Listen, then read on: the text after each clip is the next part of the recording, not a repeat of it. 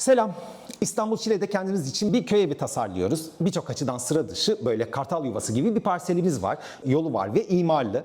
Biz de isteriz tabii böyle Tony Stark evi gibi fantastik bir şeyler tasarlayalım ama hani parsel şekilsiz, bütçe kısıtlarımız var ve daha önemlisi çok sınırlayıcı bir mevzuat söz konusu. Günün sonunda ancak böyle 6 metreye 20 metrelik küçücük bir alana oturabiliyoruz.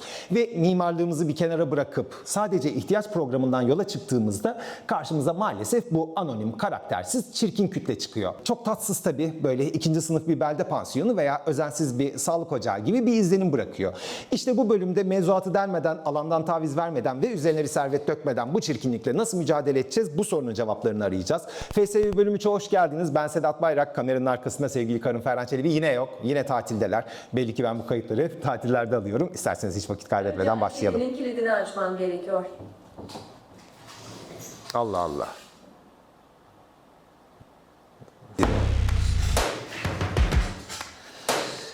Analizlerimizi önceki bölümlerde tamamlamıştık. Şimdi sırada mekan ilişkilerini çözmek gerekiyor. Bunun için bubble diyagramları kullanacağız.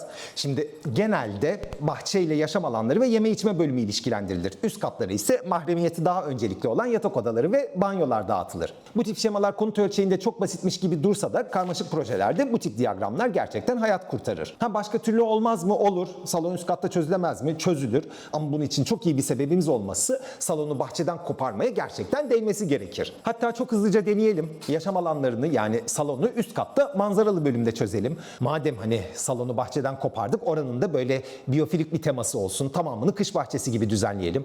Tabii böyle yapınca yazın güneş altında kalacak. Çok iyi bir cam ve doğrama sistemi ve motorlu güneş kırıcılar falan koyalım. Ve içerisine de hani güçlü bir iklimlendirme sistemi kuralım. Evet, bu da bir senaryodur ve olur mu olur, çalışır mı çalışır. Ama haliyle bu tip yaklaşımların yapımı zor ve maliyeti çok yüksek çıkar. Evi büyük bir bakım bağımlılığına sürükler. Oysa biz bu evin böyle bir makine gibi değil de eskiden olduğu gibi iyi tasarlanmış gerçek bir yapı gibi çalışmasını istiyoruz. Bunun bir adı da var. Low tech deniyor. Yani düşük teknoloji. Verimliliği böyle öncelikli olarak karmaşık sistemlerle değil de hani mimari tasarımla karşılama arayışı olarak özetlenebilir. Şimdi kolları sıvayalım ve biraz mimarlık yapalım. Bakalım mevzuat ve yapım koşulları bu yapıyı bir yerden bir yere götürmemize izin verecek mi? İlk gözüme çarpan şey de şu. Ev bir vadiye bakıyor ama pencereler bu manzaraya yakışmıyor. Bu boşlukları büyütebiliyor muyuz? Onu bir değerlendirelim. Burası güney cephe, belirleyici olan güneş olacak. Önce takvimin kış ortasına ayarlıyorum ve soğuk kontrolünü yapıyorum. Pencereler büyütüldüğünde sabahtan akşama dolu dolu güneş alıyoruz. Harika. Kara kış ortamında evin kendi kendini ısıtma şansını buluyoruz. Bunu bir kenara not ediyoruz. Yaz aylarında ise hani üstteki o beğenmediğimiz çıkma bir işe yarıyor. Alt kat için güneş kırıcı işlevi üstleniyor. Ama üst katta güneş bu kadarıyla bile odaları gün boyunca klima bağımlısı yapıyor. Ya da daha kötüsü panjurları kapatmaya zorluyor. Bu konu önemli. Yaz mevsiminde kafanızı kaldırın. Yeni apartmanlara bir göz atın. Müthiş manzarası olan birçok konutta yaz aylarının panjurlar arkasına geçtiğini fark edersiniz. Çünkü ülkemizde ne güneş kırıcı önlemler alınıyor ne de eskisi gibi yapılarımızda balkonlar yer alıyor. Sonuçta balkonlar da bir çeşit güneş kırıcı işlevi üstleniyor. Çok benzer iklimdeki Yunanistan'da halen neden o kadar uzun balkonlar yapıyorlar sorusunun cevabı da aslında bu güneş kontrolü başlığında saklı. Ama müstakil konut ölçeğinde kolay. Çatı saçağını uzatarak güneş ışığını üst katta da kolaylıkla kesebiliyoruz. Mevzuatımız da zaten müstakil konutlarda bu saçaklara daha toleranslı yaklaşıyor. Üstelik bu saçaklar yağmuru da cepheden ve temelden uzakta tutuyor. Geleneksel Karadeniz konut tipolojisinde bu kadar yaygın kullanılmaları da yine bu yağmur gerekçesiyle. Velhasıl saçaklarla birlikte pencereleri büyütmeyi başardık ama şimdi kompozisyon daha da kötüye gitti. Geometrik olarak çok dengesiz duruyor. Yapı neredeyse sola doğru devrilmek istiyor. Görsel olarak tabii. Yoksa hani doğru bir mühendislikle hani rahat son derece güvenli bir şekilde bu tip çıkmalar uygulanabiliyor. Bunun için şu çıkmayı kısa cepheden koparıp biraz geriden başlatmak fayda sağlayabilir. Biraz daha iyi. Çatıyı da biraz hareketlendirdi. Gelmişken hazır oradan devam edelim. Şimdi bu haliyle üzerinde bir kırma çatı var. Yani eğim 4 yönde devam ediyor. Bunun yerine beşik çatı formunu deneyeceğiz. Bu binanın oranlarıyla daha uyumlu olacak gibi görünüyor. Akabinde şu pencereyi de yeni çerçeveye alıştırıyorum. Şimdilik böyle kemerli bir form deneyelim. Eğrileri belki biraz romantizm katar. Önüne de bir balkon ekleyip boru korkulukları bu demirlamalarla değiştirelim. Bu alüminyum korkuluklar ilginç bir ayraç bu arada. Yalan yok. Biz de uyguladık zamanında. Hani teknik açıdan bir sıkıntısı yok. Ama hani genelde böyle bugünün dünyasında vasat işlerde kendilerine yer bulabiliyorlar. O yüzden diyorum işte hep hani mimarlıkta trendleri takip etmek çok önemli diye. Yani o trendleri uygulamak için değil, aksine o trendlerden kaçınmak için. Sonuçta tasarladığımız şey 50-100 yıl boyunca orada olacak. Aksi durumda böyle 2020'lerin ortasında hani çorapsız kısa paça dar pantolonla kalmış gibi bir izlenim ortaya çıkabilir. Neyse, bir karakter gelmeye başlıyor ama halen daha çok yolu var. Şu çıkmayla bir türlü barışamadım. Belli ki daha sert bir müdahaleye ihtiyacım olacak. Bunun için şunu yapacağım. Bu konsolu ana kütleden ayrıştırırsak tasarım nereye gider? Onu bir test etmek istiyorum. Tabii saçak gidince üst katta güneş kontrolünü de kaybettik. Önce onu telafi etmeliyiz. Bu sefer kayar güneş kırıcılar koyalım. Kışın kenara iter pencerelerden güneşi toplarız. Yaz aylarında ise bunları böyle kapatır. Aydınlığı kaybetmeden direkt güneş ışığını kesme şansı yakalarız. Üstelik bunu böyle illa motorlu, kumandalı, hani pahalı sistemlerle gerçekleştirmek zorunda değiliz. Malum yüksek teknolojiye bağımlı bir konut olsun istemiyoruz. Ve şimdi de şu boşluğa biraz dokunmak istiyorum. Orada hani geometrik bir potansiyel görüyorum. Mevzuatta belirtilmiş belirli şartlar altında 1,5 metre yüksekliğe kadar zemin terasları yapabiliyoruz. Eğer aşağıya konsolun iz düşümünde bir zemin terası ekler, bu lama korkulukları da aynı düşeyde aşağıya sıçratırsam bu çıkmanın yalnızlığını biraz kırabilirim. Bir yandan kullanışlı da yine mevzuat bu zemin teraslarının altını depolama birimi olarak kullanmaya izin veriyor. İnşaat hakkından kesmiyor. Böylece bahçe ekipmanları içinde kullanışlı bir rezervasyon ortaya çıkabiliyor. Evet, biraz daha ilerledi ama halen tam olmadı. Bu çıkma bölümü halen kaba duruyor. Ama o kısımları geçmeden önce şu doğu terasını biraz olgunlaştırmak istiyorum. Hani detaylara geçmeden önce. Alo.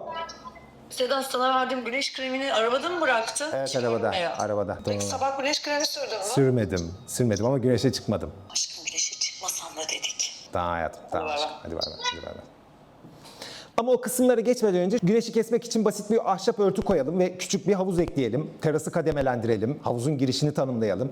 Bu arada havuz diyorum da büyük bir jacuzzi demek daha doğru olur aslında. Veya hani daha doğru tanımıyla bir serinleme havuzu. Ve madem amacı keyif yapmak, sohbet etmek olacak, böyle dirsek koyacak alanlar, içecek dizecek yüzeyler falan çıkaralım. Bunlar final kararlar olmak zorunda da değil. Halen denemeler yapıyoruz. Çevresini de biraz yeşillendirelim. Konsept bir yerleşim tabii ki. Hani final kararları yine bir peyzaj mimarıyla birlikte almamız gerekecek. Sonra da asıl şu alınlara geçelim. Dediğim gibi bu kesitler biraz fazla kaba.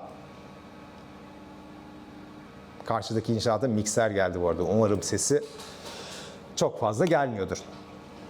Arayışım şuydu. Bu konsol kısmının tasarım dilini ana kütlenin tasarım dilinden koparmak istiyorum. Bir alternatif burayı hani çelik çalışmak olabilir ama yapım sistemlerini ayrı bir bölümde değerlendireceğiz. O yüzden hani o tarafına şimdi girmiyorum. Sanki standart betonarmeymiş gibi devam ediyorum. Eğer şu güneş kırıcıları ve korkulukları bu döşemeye değil de ilave bir alın yapıp onun üzerine oturtursam ve renklerini zıtlaştırırsam algılanan döşeme kalınlığını çok ince gösterebilirim. Ayak bastığımız döşeme aynı yerde kalmasına rağmen hayal ettiğim gibi böyle daha hafif bir izlenim verir. Sonrasında korkulukları da beyaz yapalım. Yakışır. Böyle soğuk çekme lamalar. Üzerine de mat bir fırın boyayla keskin bir grafik verebilir. Ve madem başlamışken doğramayı da ahşap deneyelim. Bugünün piyasasında cömert bir tercih olur ama hani bu alternatifin teması bu olsun. Ve şimdi de 10-15 yıl sonrasına kafa yoralım. Şu yetişkin ağaçların bir planlamasını yapalım. Veranda ve orta bahçede gölgeye ihtiyacımız olacak. Geniş taçlı bir ağaç ve hani şu kısımlarda planlı sarmaşıklar buralarda çok iş görür. Güney cephesinde de ağaçlardan faydalanacağız ama bu sefer mahremiyet için, havuzu sokaktan gizlemek için kullanacağız. Bu bölümlerde manzarayı da kapatmaması için servi tipi böyle düşey seçimler daha uygun olacak gibi görünüyor. Havuz arkasına koyacağımız ağaçlar ise buradaki mekan hissini güçlendirir diye düşünüyorum. İşte şimdi bu denememizi o ilk sağlık ocağıyla karşılaştırdığımızda böyle alandan da büyük tavizler vermeden bir noktadan bir noktaya getirmişiz gibi görünüyor.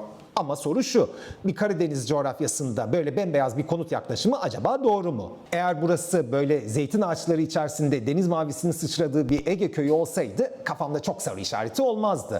Ama Karadeniz için tereddütlerim var. Zaten Ferhan da gördüğü gibi olmaz bu böyle dedi. Hani Şile için olmaz dedi. O yüzden tasarıma farklı bir gözle de yaklaşalım. Hakiki, gerçek bir tuğla cephe, hani siyah yakın demir aksam ve ahşap güneş kırıcılarla doğanın içinde biraz daha böyle kaybolacak bir temada denenebilir. Hatta yıllanmış hallerini görmek için fotoğraf filtresinden de geçirelim. Bu arada hani mimari tasarım süreçlerinde böyle hani önce kütleyi tasarlayalım sonra bir şekilde üzerini giydiririz gibi bir yaklaşım söz konusu olmaz. Bir mimar tasarımına başlarken zaten aşağı yukarı ne istediğini sürecin ilk başlarından itibaren biliyor olarak ilerler. Ben bu anlatının hani daha kolay anlaşılabilir olması için böyle ters bir sıralamayla devam ettim. Bahçenin kalanı üzerinde henüz durmadık ama muhtemelen atölye olarak kullanacağımız bir müştemilat. Yanında ise mutfakla ilişkili yeme içme için kullanılacak böyle misafirlerimizi de ağırlayacağımız bir orta bahçe yer alacak. Evet, daha geniş böyle alaçık bir bahçe tercihi de yapılabilir ama böyle hani sarıp sarmalanmış yaşam alanlarının da bence bir karşılığı, bir tatmini var. Hani o açıdan bu haline de olumsuz bakmıyorum. Yapının doğu terasını ise böyle arkadaşlarımızla paylaşacağımız biraz daha korunaklı, biraz daha kişisel bir arka bahçe olarak düşünüyoruz. Ama finalde tasarım nereye evrilir, buradan nereye yönleniriz açıkçası tam olarak kestiremiyoruz. Bu eskizleri biraz daha böyle önümüzü görerek çalışalım diye ilerletiyoruz. En son yorumlara da yine hızlıca bir değinelim. Yine hani dolu dolu bir eyvallah, teşekkür ederim. Görüyorum bu inceliği. Hani bu kadar teknik bir içeriğin karşılık bulduğunu görmek gerçekten memnuniyet verici. Sanıyorum alan dışından da izleyenler var. Gerçekten öyleyse bunun için de ayrıca bir teşekkür. Umarım ben de dilimi alan dışından profesyoneller için de anlaşılır hale getirebiliyorumdur. Konu dışından da gelen yorumlar var. Özellikle böyle hani üst düzey kamu görevlilerine talip olmamla ilgili. Tabii ki hani bunların şaka olduğunu anlıyorum ama hani maaşlara da baktım. O stresi alınacak sorumluluk değil gibi görünüyor.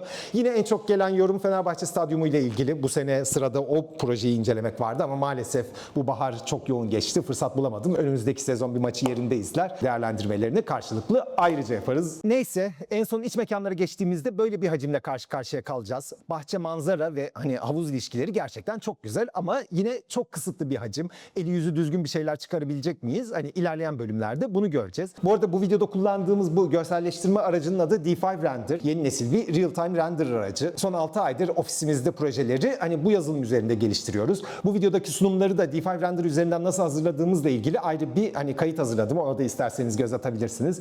İşte Hype Like falan filan, kendinize iyi bakın. Görüşmek üzere. Hoşçakalın. Of maşallah, evim şu an su basıyor benim. Şu an su basıyor benim. Kaplar mı açık? Ben yeri ıslanmasın diye gözlerini işlettim ya. Ne yağmur ya?